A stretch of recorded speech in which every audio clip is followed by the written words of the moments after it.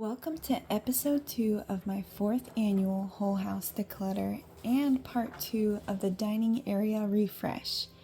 In the last episode, I focused on decluttering and thoroughly cleaning the space, clearing out the unnecessary, and giving everything a fresh start.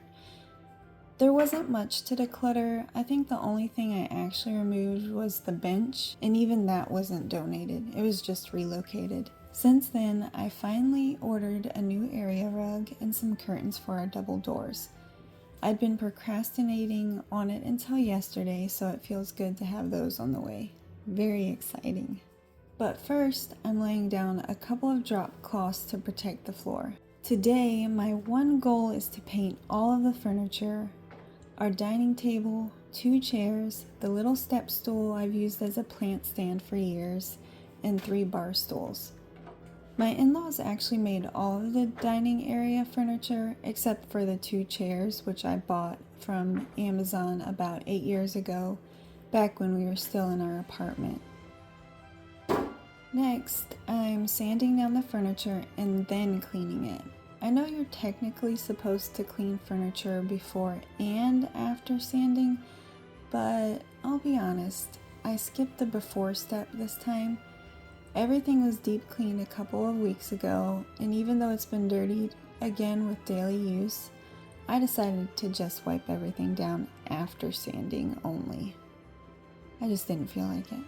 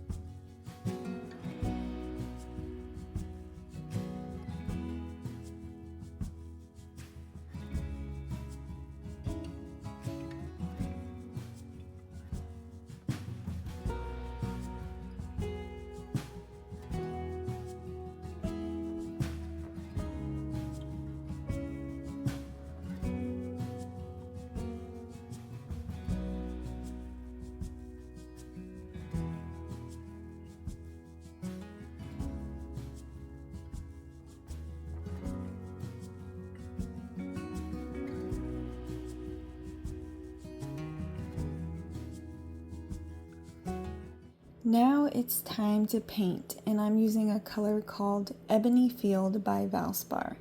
I actually used this same paint for a project about 18 months ago, so this refresh is very frugal, making the most of what I already have on hand. Since I'm adding a few Victorian-inspired touches throughout this series, I thought it'd be interesting to mention that painted furniture wasn't uncommon in Victorian homes, especially among the working and middle classes. Dark wood finishes were most popular, but painted pieces in shades like deep green, red, or cream were often used to refresh older furniture or make inexpensive pieces feel new again, just like today. Gray furniture wasn't typical back then, but I think the Victorians would appreciate my thriftiness in using leftover paint. My goal in painting the furniture is not only to refresh it, but also to give the space more cohesion. Right now, there are several different wood tones in here, and the orangey oak color is nobody's favorite. We've talked with my in-laws about them possibly making us a new dining table in the future, a 54-inch square table that I think would fit this space perfectly. But for now, painted furniture will do nicely while we wait.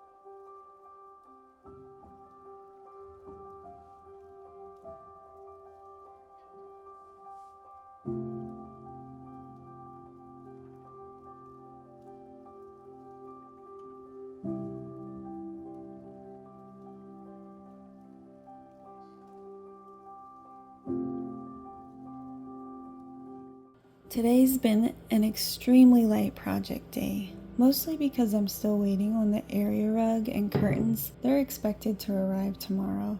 But the only thing that I actually did today was set up the centerpiece on the dining table. In Victorian homes, dining tables were often styled with centerpieces, whether it was a floral arrangement, a bowl of fruit, or candlesticks. Even something as simple as this pretty little bouquet brings in a lived-in, layered charm that I love.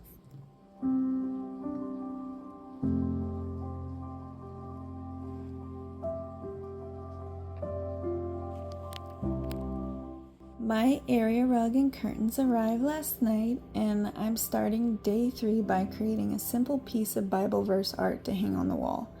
Originally, I was going to make it myself with construction and scrapbook papers, but halfway through laying it out, I decided it would just be easier to design it digitally on Snapfish.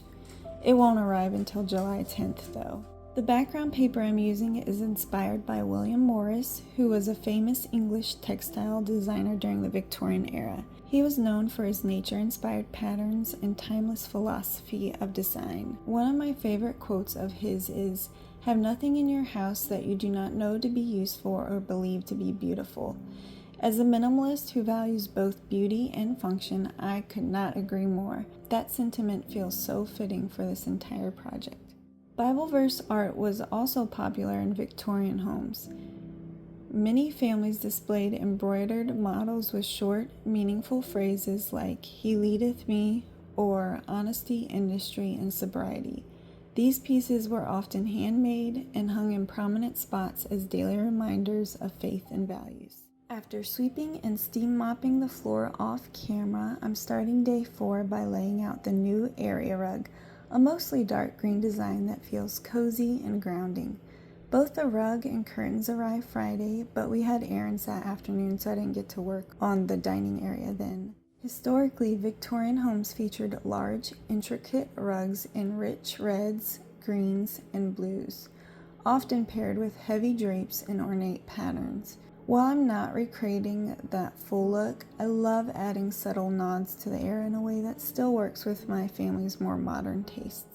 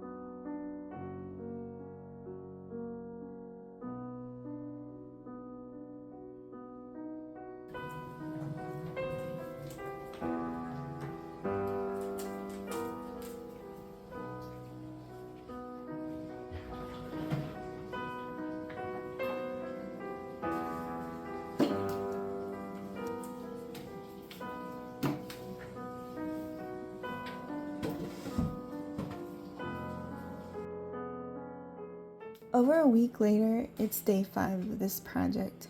Since then, I realized that I was a curtain panel short, and my husband took off the last 5 days, including the weekend, for Independence Day break, so progress on the dining area halted during that time. Instead, we started a couple of outdoor projects, laying pavers on one side of the patio and prepping for an above-ground pool. Most of the work so far has been grading the uneven ground. Hard but satisfying work in the summer heat. But anyway, I procrastinated ordering the extra curtain panel I needed until Sunday, but it arrived last night. Hanging the curtains turned out to be a challenge.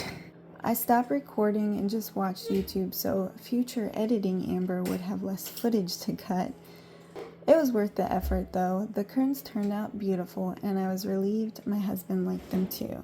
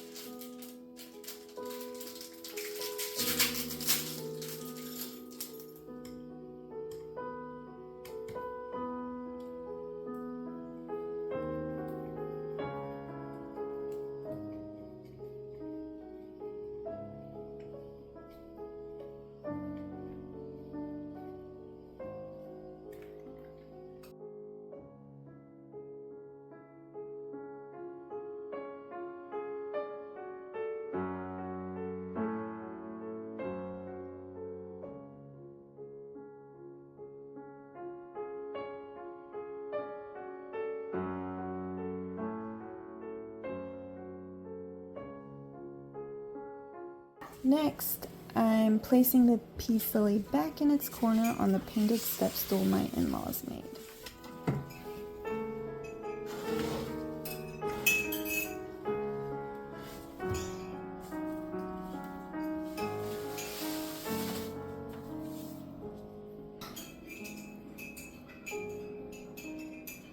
It's Friday, the day this video is due, and I'm trying out the fiddle leaf fig in the open corner of the dining area. Also, my Bible verse print hasn't arrived yet. It was supposed to be here yesterday, but I'll show you that in the next episode.